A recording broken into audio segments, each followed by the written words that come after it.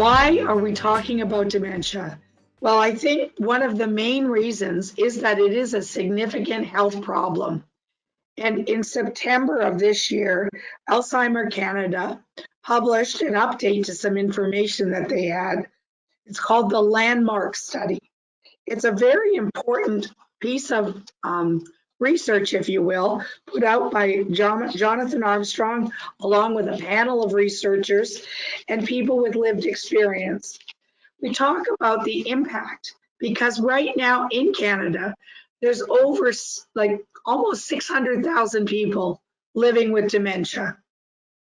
And that if you look at that, if we break it down, last year in 2020, which was a couple years ago, we were looking at over 100,000 people diagnosed that year, with 10,000 people diagnosed monthly, daily, maybe 350 people.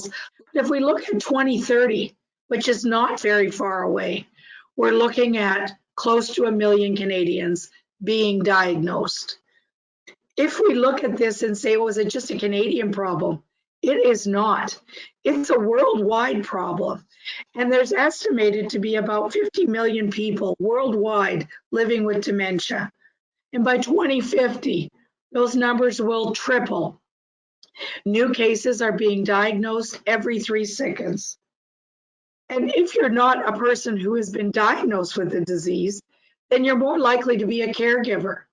1 in 5 Canadians currently, this is from research from the Canadian Institute on Health Research, CIHI, estimated that 1 in 5 Canadians are experiencing caring for someone living with dementia.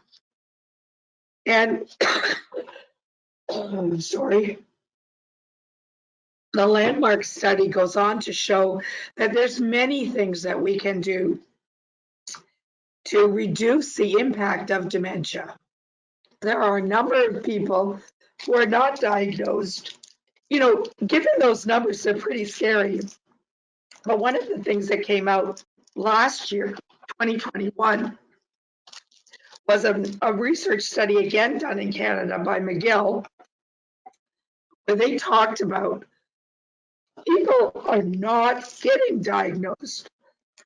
75% of people are not diagnosed with dementia. What that means is that many people are living with dementia, but not diagnosed, therefore not getting the help that they need.